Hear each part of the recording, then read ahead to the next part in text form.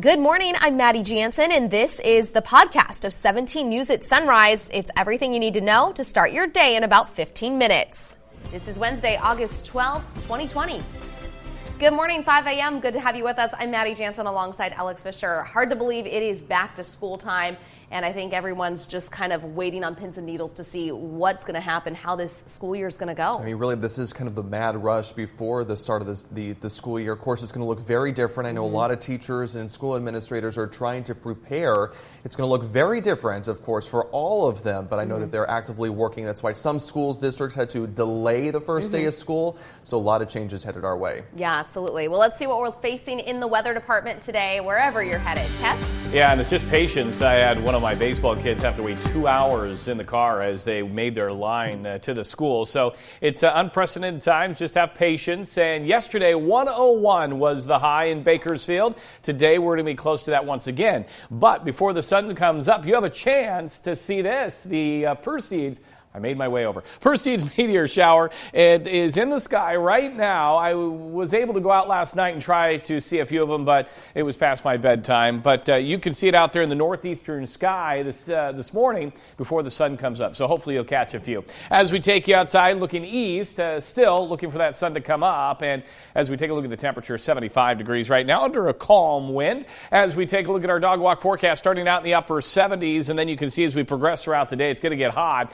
101 by 5 p.m. And our featured pet of the day, well, it's not a dog, it's a cat. This is DC. The owner calls him DC, and it's abbreviated for darn cat. You know how cats can get in trouble. But look at that face. Too cute. And it's all for our Clear the Shelters event. Now, I want to kind of warn you of what's to come. We're going to talk more about this, but we have a heat issue coming for the weekend. And you can see the excessive heat warning in place for the valley and also out in the desert. And we're going to talk more about that in a minute. Tehachapi at 57 right now, hour by hour. We're going to start out in those 60s and then lower 90s throughout the afternoon. I'll have much more in your pinpoint forecast in just a bit. All right, thanks, Kevin. And we begin this morning with sad news from the front lines of the Stagecoach Fire. A firefighter assigned to the blaze has died. Fire officials say the firefighter suffered a medical emergency and passed away due to complications. Kern County Fire adds the firefighter was not an employee of their department. The tragedy comes as crews continue to gain ground on the fire burning south of Lake Isabella. It started 9 days ago, and now containment is up to 83%. The fire has grown to more than 7,700 acres. 20 homes have been destroyed, along with 18 other structures, plus 5 other buildings have been damaged. The Kern County Fire Department says evacuations were lifted this weekend in several areas. You can find the latest evacuation information on our website, kget.com. The Democratic ticket is complete. Joe Biden and his newly selected running mate prepare for their joint appearance today. Reaction to the choice of Senator Kamala Harris of California has been swift and strong, including from President Trump. NBC's Scott McFarland's covering the race from Washington this morning. The historic announcement was made electronically. Joe Biden and Kamala Harris spoke by Zoom. Then the former vice president tweeted Harris is a fearless fighter for the little guy and one of the country's finest public servants.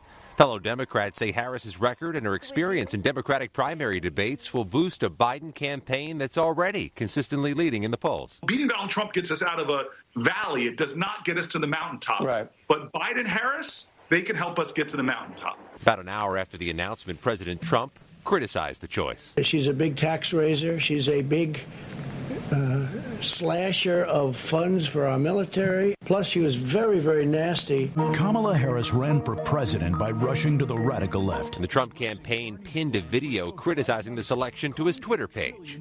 Senator Harris's 4 years in the U.S. Senate included high-profile questioning of then Supreme Court nominee Brett Kavanaugh. So that's where the federal government must step in. That's why we have. And her run for the Democratic presidential nomination included sharp criticism of her new running mate. Let me take this opportunity to welcome her to the race. And she'll spar this fall with Vice President Mike Pence in a primetime debate. There will be a great team. She will do a great job counter-punching Donald Trump. The swinging from both sides has already begun. Scott McFarland, NBC News, Washington. And the Democratic National Convention is set for next week. This morning, we have a look at who's set to speak. Monday, some of the speakers include former First Lady Michelle Obama. Senator Bernie Sanders, New York Governor Andrew Cuomo, and former Ohio Governor John Kasich. You may remember that in 2016, Kasich ran as a Republican presidential candidate. On Tuesday, speakers include Senate Minority Leader Chuck Schumer, Representative Alexandria Ocasio-Cortez, former President Bill Clinton, and Dr. Jill Biden. Russia claims it has approved the first COVID-19 vaccine in the world, but there is skepticism this morning about the product that came from a Moscow institute. Meanwhile, work on U.S. vaccines continues. John Lawrence has more. Perhaps some progress on a coronavirus vaccine. Everything has been working remarkably smoothly. The patients are wonderful. They're here. They can't wait to make their contribution. The Trump administration has inked a $1.5 billion deal with Moderna Inc., one of the companies already producing a vaccine before proof it works. We're on track to rapidly produce 100 million doses as soon as the vaccine is approved, and up to 500 million shortly thereafter. In an interview with CNN last month, principal investigator Dr. Paul Bradley says clinical trials are underway. Half of the subjects have the vaccine, the other half a placebo. Everyone gets treated as if they got the same thing, and we wait and we watch.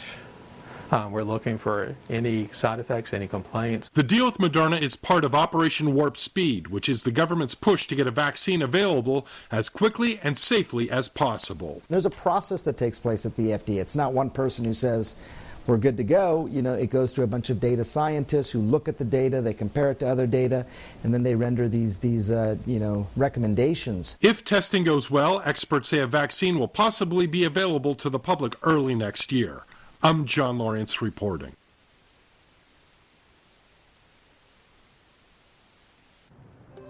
Now to the latest on coronavirus numbers in Kern County.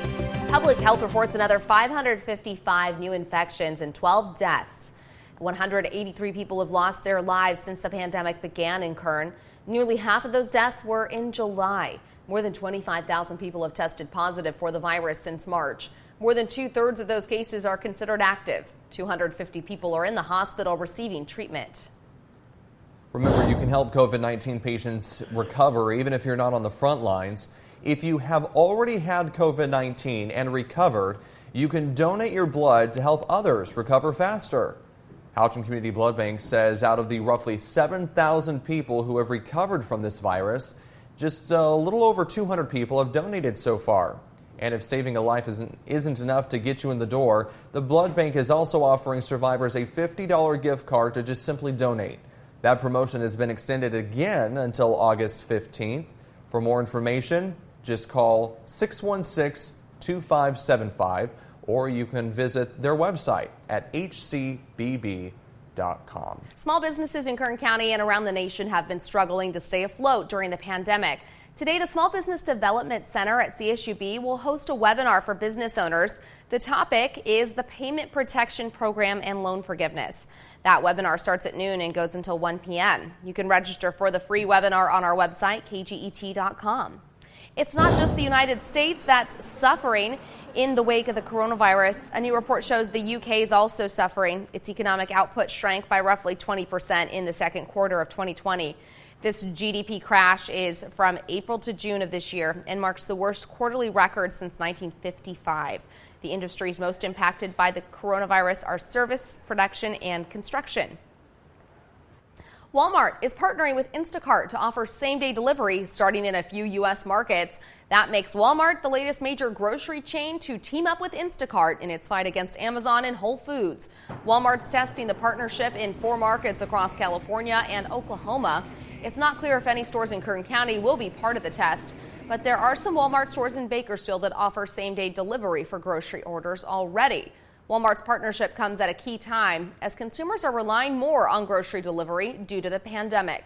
Instacart already partners with several other national grocers and some drugstores. Coronavirus and the classroom.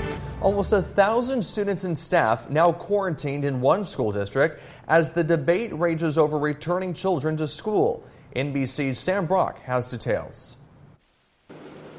As students head back to class, some schools have already flunked their first test on safety. In Cherokee County, Georgia, one high school is closing through at least the end of the month after 6 days of school and 59 confirmed cases of COVID-19. Now, more than 900 students and staff are in quarantine. The district, which opened last week with a mandatory mask policy for adults, but none for students, says it anticipated positive tests, which is why we put a system into place to quickly contact trace and mandate quarantines. Another Georgia high school with an optional mask policy also stopped in-person learning after 9 positive cases. I just felt like our kids are being used as guinea pigs, and it's a little enraging when you think about it that way. Concerns about reopening are widespread. With more schools in Florida reopening their doors, new numbers from the state's Department of Health. COVID-19 cases for kids 17 and under jumping more than 130% in the last month. For some reason, they think school is a magical place and we don't need to be 6 feet apart. This Florida high school teacher, Eric Rodriguez, is concerned about safety in Suwannee County schools. They were not going to require masks. They didn't want us to be the mask police, but they'll have us police other items of dress code. The superintendent there says masks are encouraged and available, but not mandated, which is the way it should be in the USA. Adding, the district had a great first day, and the policy was always to space as space allows. But getting enough space is an obstacle, especially in places like New York City, where Samantha Daves teaches public high school with more than 3,000 students. She says the city's reopening plan doesn't go far enough. There are issues that are above the school level that need to be solved, such as testing and a quick turnaround time on testing, that the school as its own unit can't fix. And time to address those concerns is running out. Sam Brock, NBC News, Jacksonville.